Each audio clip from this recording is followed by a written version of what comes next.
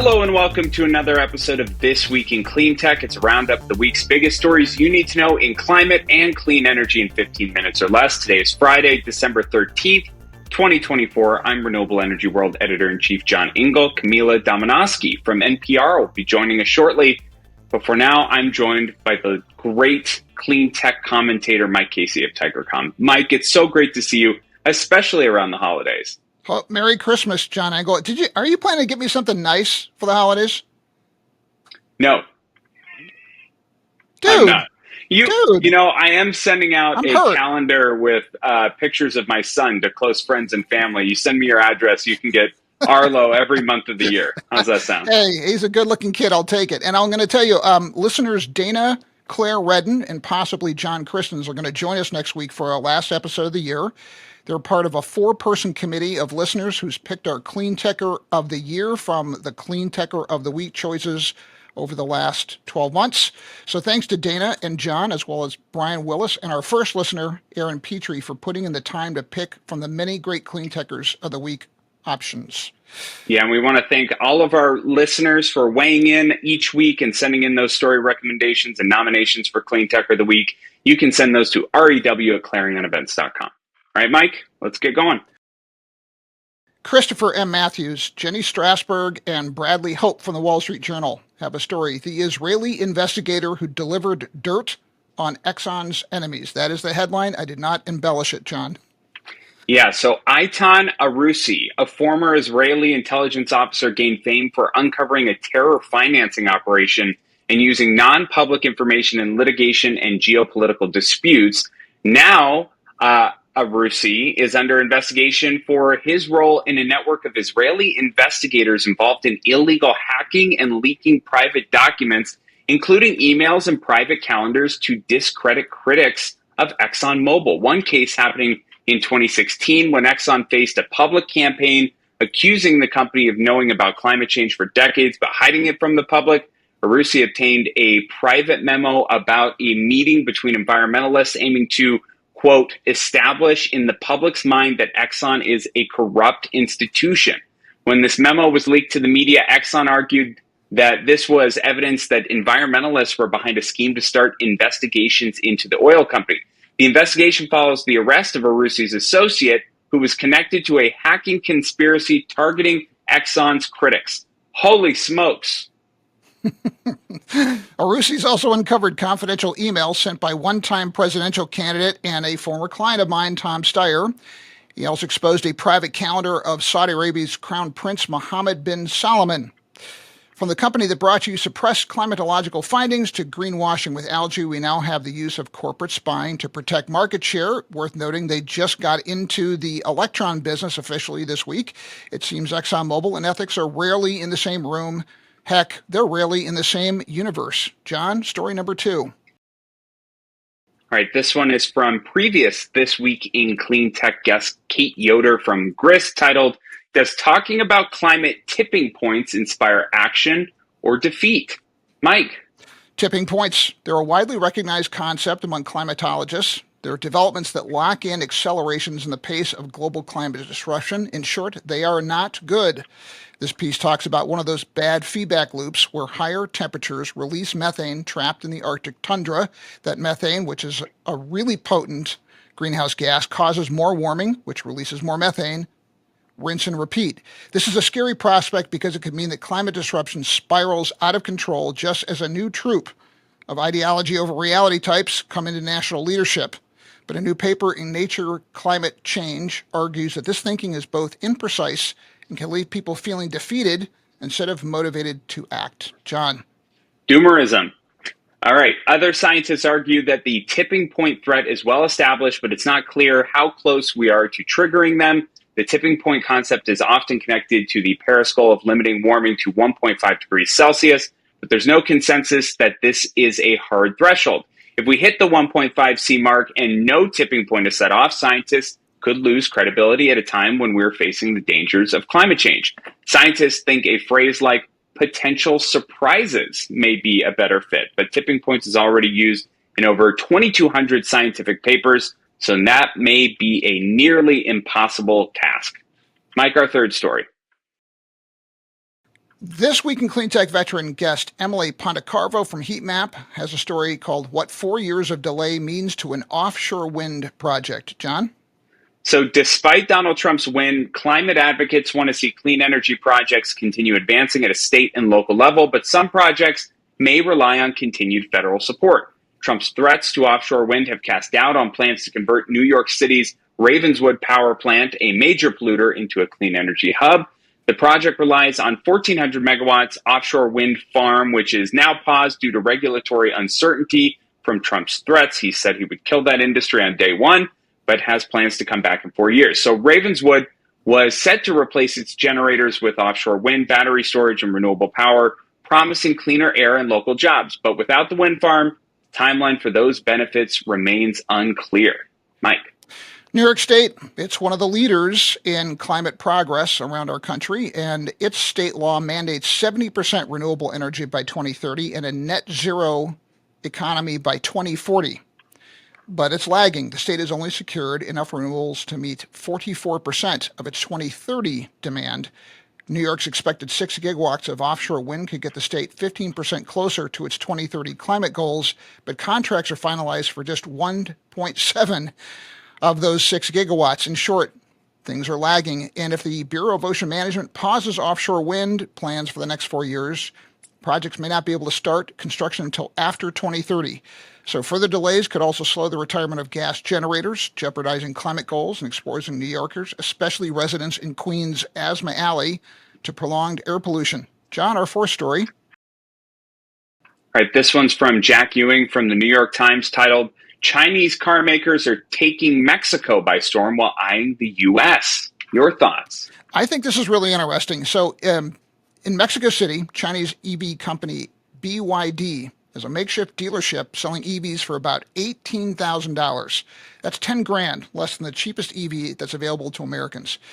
So Chinese car makers face U.S. tariffs that double the cost of imported vehicles, but they are not manufacturing enough vehicles in Mexico to export across the border. However, this development suggests BYD might try to use Mexico as an on-ramp into the States in the near future.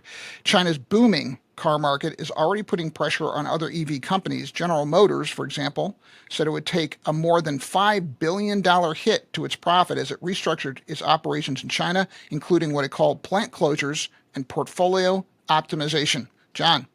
So right now, BYD's vehicles exported from Mexico would have a hard time registering in the U.S. because they have yet to meet American safety standards, and Trump has threatened 25% tariffs on all Mexican products, including cars.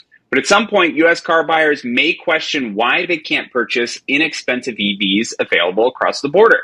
And because of Mexico's close economic ties in the U.S., it may face pressure from the U.S. to raise tariffs on Chinese exports. In October, the Mexican government raised tariffs on imported cars from 15 to 20%. So with EVs expected to dominate the global market, the question of how Mexico navigates its relationship with China and the U.S. will become even more important. All right, Mike, our fifth story and our guest this week. Camila Domonoske, our first NPR correspondent to come on This Week in Cleantech. Welcome, Camila. We're really fired you're here.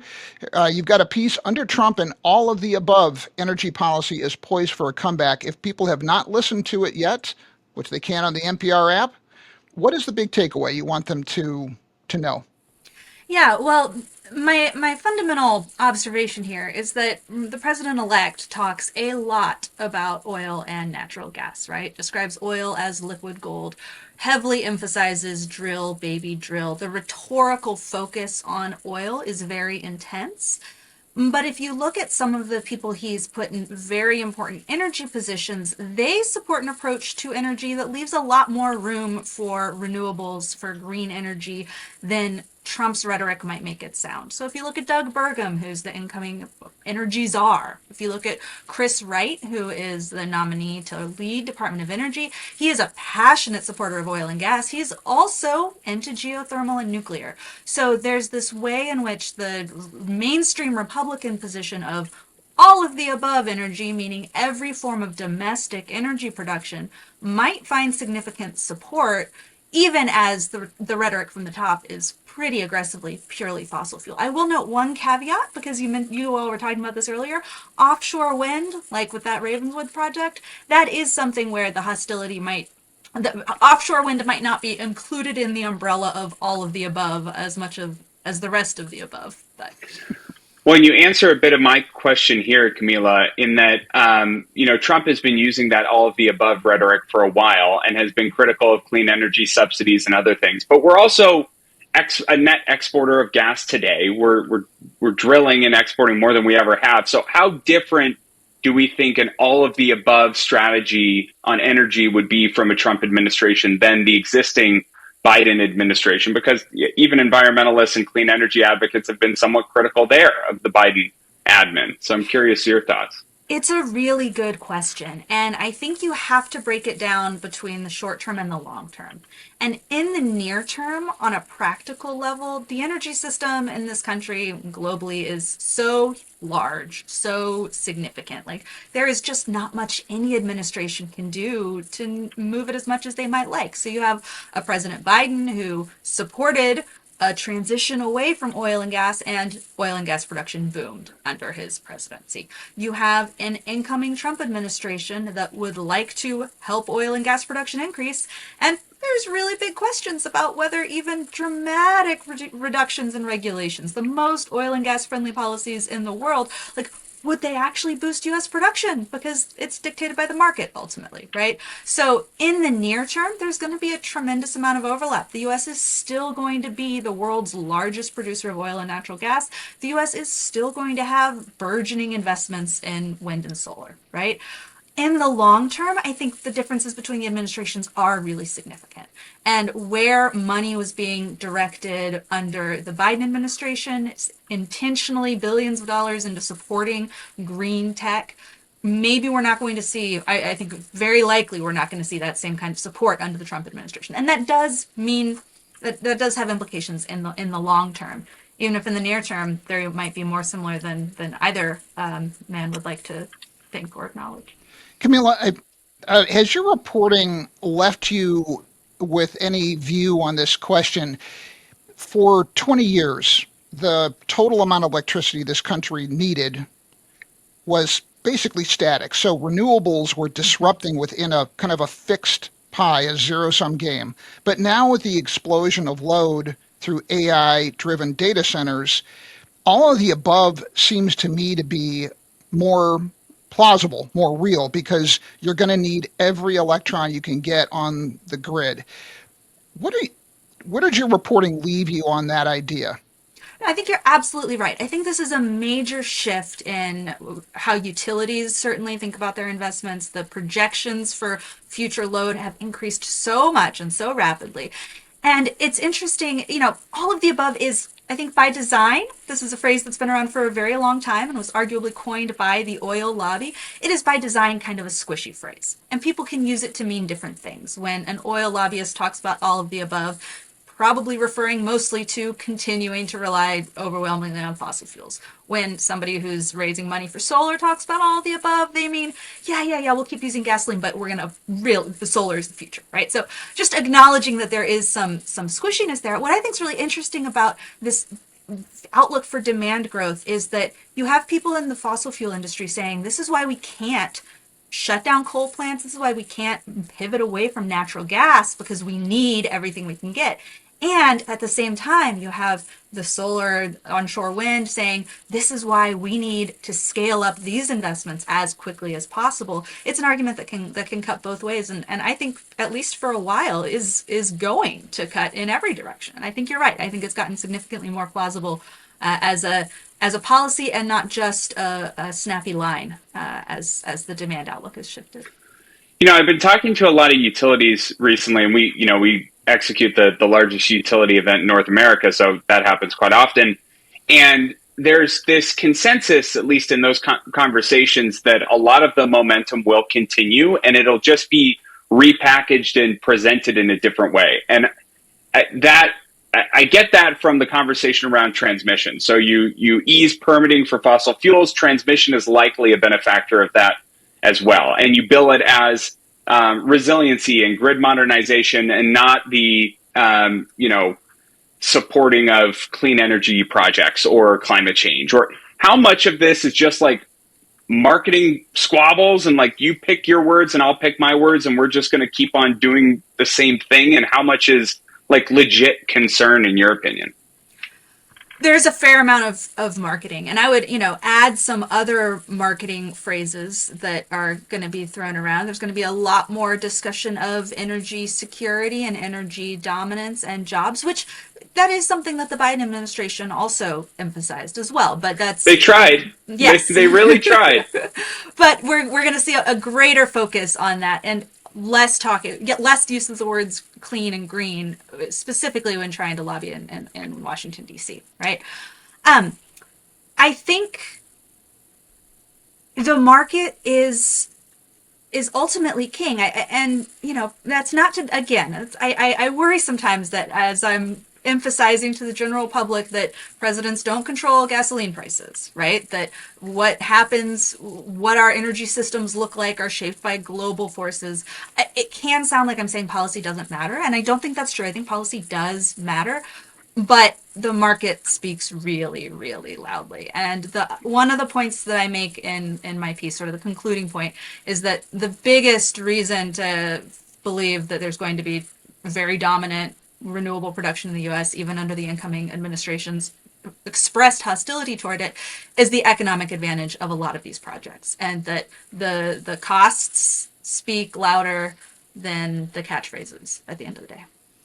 Well, John, we're just about out of time. We need to go to our Cleantecher of the week, but not before I just note the hostility from you and our guests toward marketing. I'm not going to take it personally. I'm not going to take it personally because I love you, John, and I'm a fan of Camila's, but I'm just noting I'm being the bigger person here. But you go to Cleantecher of the week, my friend, please. Mike hates that when we have a guest, it's two reporters against a flack. And that's just the makeup of this show, unfortunately for him.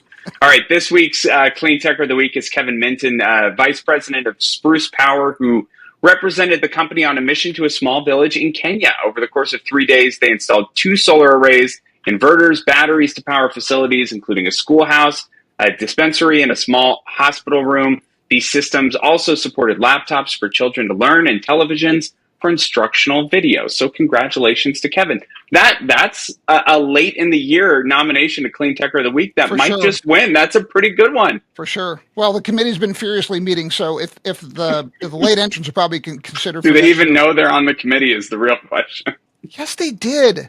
You are such a doubter, John. Good Lord. All right. Well, listen, Christmas Grump, I want to wish you happy holidays, and I'm going to see you next week. Camila, thank you for coming on. I want to thank our wonderful producer, Brian Mendez, who, by the way, as a world-class rock drummer, is going to give a snare drum roll before we go to Cleantecher of the Year. Wow. Yep, pretty badass. That sounds really nice. That's awesome. And thank you to Camila for joining us on this episode of This Week in Cleantech. Please subscribe, give us feedback, and share those story suggestions. And you can read all of the stories that we talked about this week by clicking the links in the episode description. All right, Mike, Camila, thanks for being on, and we'll see you all next time. Yep, and shout out to Alex Peterson, Claire Querin for their help gathering these stories. I'll see you next week, John Engel, for our last show of the year. Are you going to put on like at least a holiday festive hat or something, or are you just going to be a drip again? I lean towards drip. You're going to be a drip. Oh, all gosh. All right. See you next week. Camila, thank you. Take care. Thanks, you too.